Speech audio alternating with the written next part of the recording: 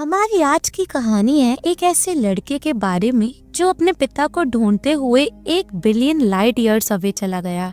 पर क्या वो अपने पिता को बचा पाएगा? क्या उसके पिता अब भी जिंदा होंगे? ये सभी सवालों के जवाब हम आज की हमारी इस कहानी में देखेंगे। कहानी की शुरुआत में हमें एक ऐसा प्लैनेट दिखाया जाता है जिसके बारे में हमें कोई जानकारी नहीं है। तभी अचानक से एक स्पेसशिप से एक आदमी निकलता है जो एक अमेरिकन फ्लैग को उस प्लैनेट की अर्थ पर प्लांट कर देता है। वहीं दूसरी तरफ हम पृथ्वी पर एडन नाम के एक आदमी को देखते हैं जो कि अपने बाथ टब में लेटा होता है। एडन के फोन पर बार बार कॉल्स आ रहे होते हैं पर वो उनका जवाब नहीं दे रहा होता है। असल में एडन के पिता एक साइंटिस्ट थे जो कि काफी समय पहले मारे गए थे। तभी अचानक से उसे एक अननोन नंबर से कॉल आता है जो कि उसके पापा के ऑफिस का था। अब क्योंकि ये काफी अजीब था इसलिए एडन वहां जाने लगता है।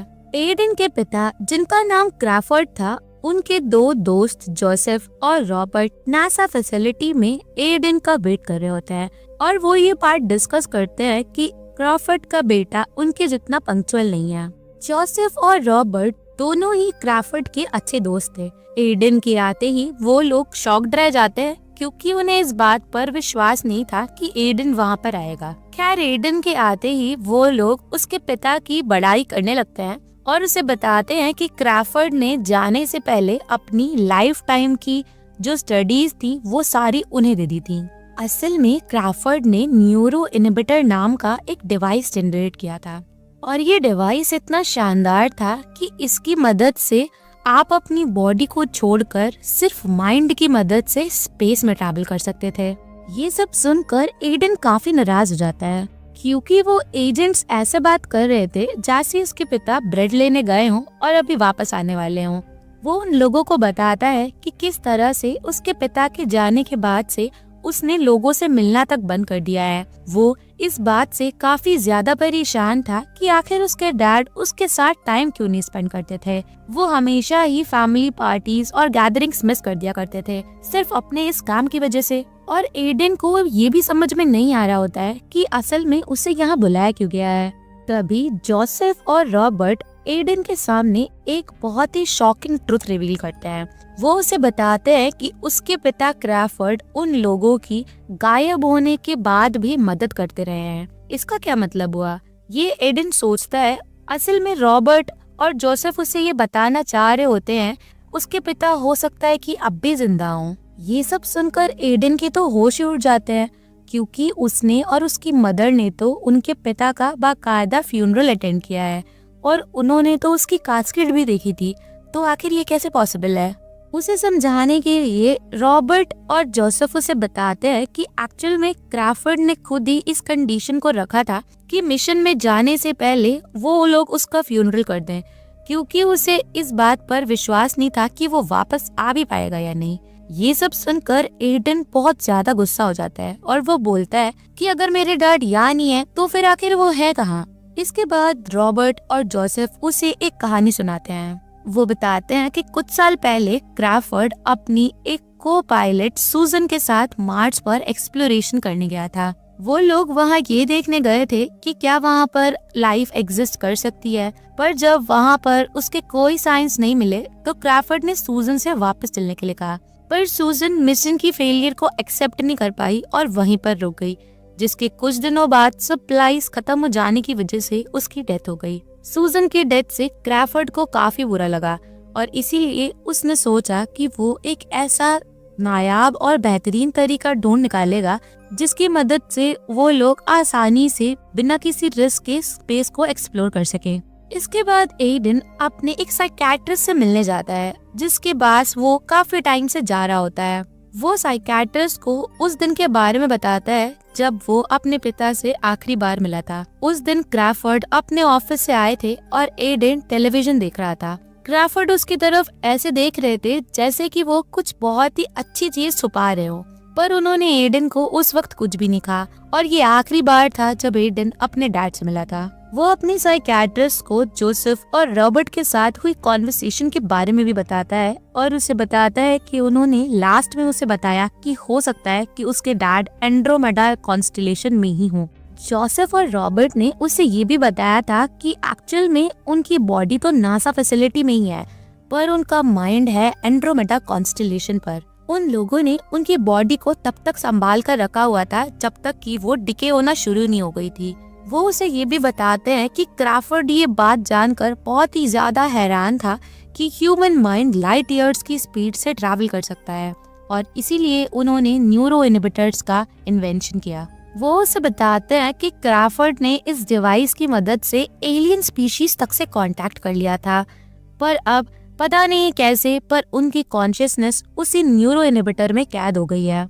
एडन को अब भी ये समझ नहीं आ रहा था कि आखिर वो लोग उससे ये सब क्यों बता रहे हैं, जिस पर जोसेफ और रॉबर्ट उसे बताते हैं कि एक्चुअल में जो ह्यूमन पॉपुलेशन है वो बहुत बुरी तरह से बढ़ती जा रही है और रिसोर्सेज धीरे धीरे खत्म हो रहे हैं।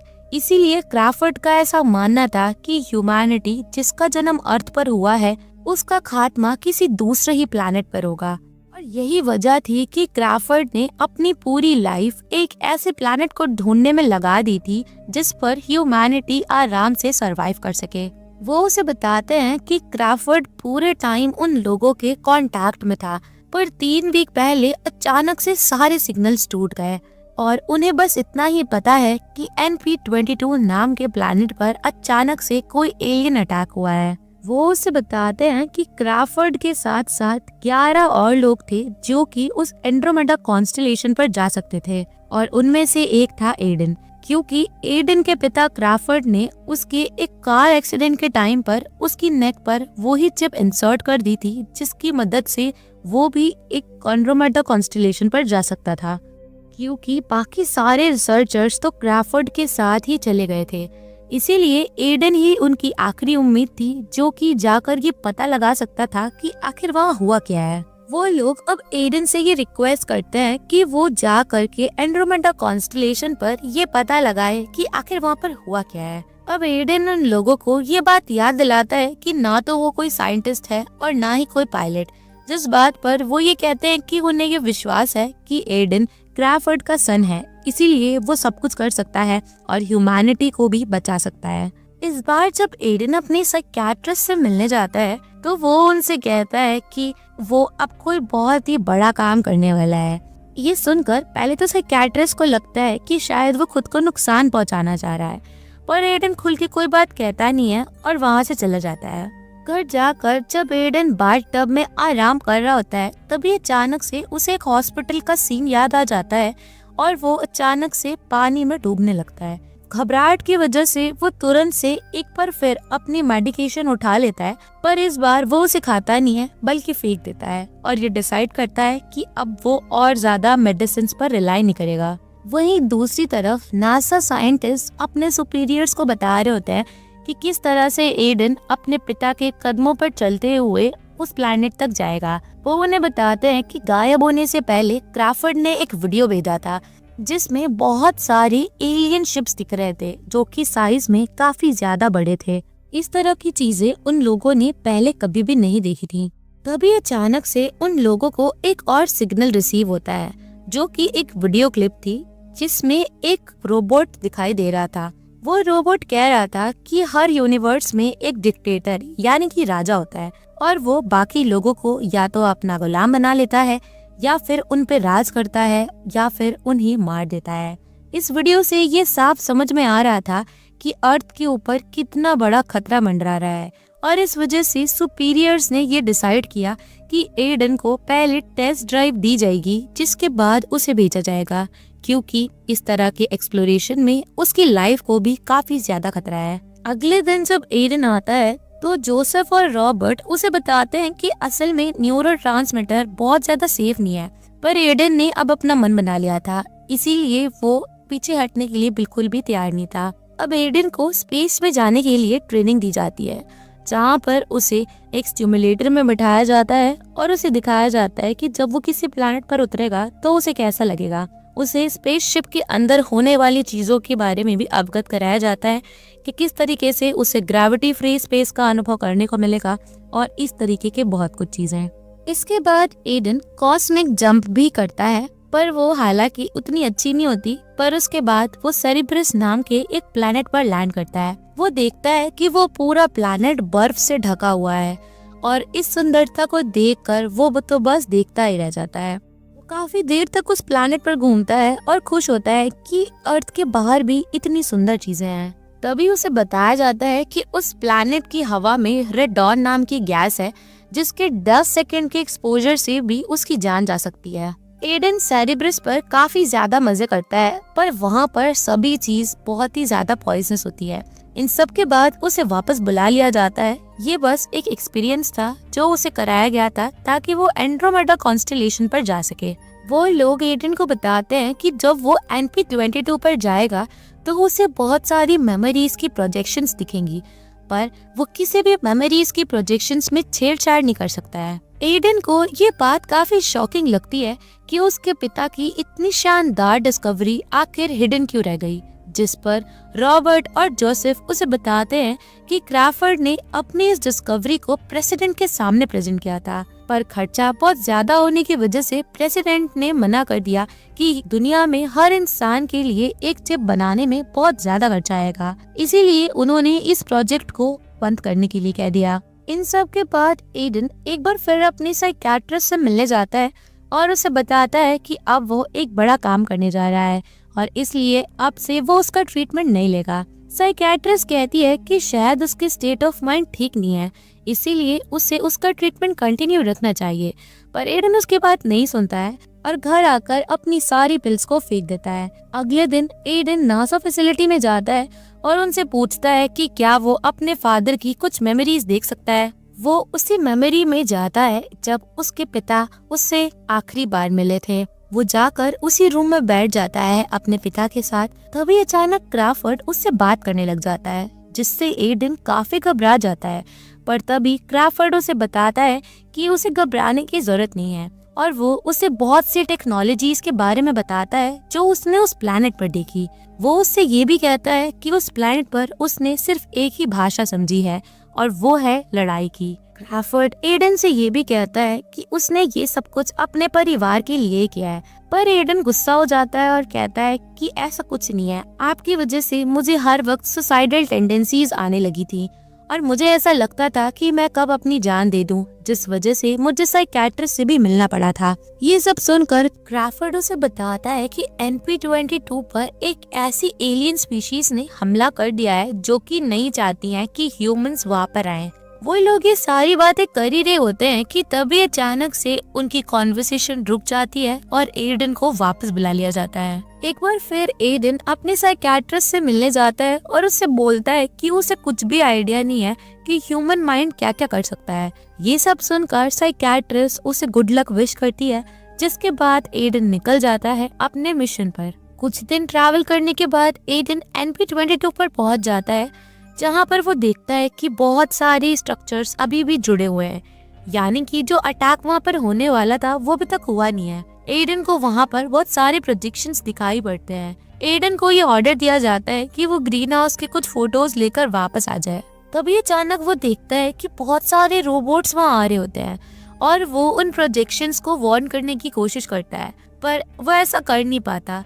जिसके बाद वो अपनी ओरिजिनल बॉडी में अचानक से उस न्यूरोट्रांसमीटर को हटा देता है और वो वहाँ पर पूछता है कि आखिर वो प्रोजेक्शंस को वार्न क्यों नहीं कर सकता। जिस पर जोसेफ और रॉबर्ट उसे बताते हैं कि असल में जो लोग उस प्लैनेट पर वो देख पा रहा है वो सभी मर चुके हैं और वो लोग उनके गोस्ट हैं। एडन उन्हें ये बताता है कि वो लोग चाहते हैं कि ह्यूमैनिटी NP-22 से पूरी तरह से चली जाए और जब तक ऐसा नहीं होगा वो बार बार उस प्लैनेट पर अटैक करते रहेंगे, यानी कि वो लोग उस प्लैनेट पर नहीं रह सकते हैं। अब एडन यहाँ पर अपने पिता से हुई उस कॉन्वर्सेशन के बारे में सबको बताता है कि किस तरीके से उसके पिता ने बोला था कि ह्यूमैनिटी के पास दो रास्ते हैं, या तो वो कोई नया प्लैनेट ढूंढ ले या फिर NP-22 को बचा ले। अब एडन को NP-22 को बचाने के लिए एक मौका दिया जाता है और वो एक बार फिर उस प्लैनेट पर जाता है। एडन वहाँ जाकर उस वॉर को रोकने की कोशिश करता है, पर वो अटैक इतने बड़े लेवल पर था कि एडन को वहाँ पर मार दिया जाता है। अब यहाँ पर ओरिजिनल में अर्थ पर एडन की बॉडी भी अनकॉन्शियस हो जाती है और इसी के साथ उसका भी फ्यूनरल कर दिया जाता है और वो लोग उस चीज को फेक करते हैं कि एडन अपने बाथ टब में मर गया है, क्योंकि आखिर उन्हें कोई तो बहाना देना ही था। वहीं दूसरी तरफ उसकी साइकियाट्रिस्ट एडन का इंतजार करती रहती है, पर वो नहीं आता है। कुछ टाइम बाद एक दिन उन लोगों को एक बार फिर NP-22 से एक सिग्नल रिसीव होता है। सिग्नल भेजा था एडन ने, जो कि ये बता रहा था कि वो और उसके पिता अब भी जिंदा हैं। असल में क्रैफर्ड ने एक और प्रोग्राम डिजाइन किया था, जिसकी मदद से वो और उसका बेटा बच गए थे और उन्होंने एक नया प्लैनेट ढूंढ लिया था, जहां पर बहुत सारी जगह थी और जहां पर ह्यूमैनिटी आराम से सरवाइव कर सकती थी। और इसी के साथ ये कहानी यहीं पर खत्म होती है। अगर आपको ये वीडियो पसंद आई हो तो हमें कमेंट करके जरूर बताएं। वीडियो अच्छी लगी हो तो इसे लाइक करें, शेयर करें और चैनल को सब्सक्राइब करना ना भूलें। मिलते हैं अगली वीडियो में एक ऐसी ही बेहतरीन कहानी के साथ। तब तक के लिए नमस्कार।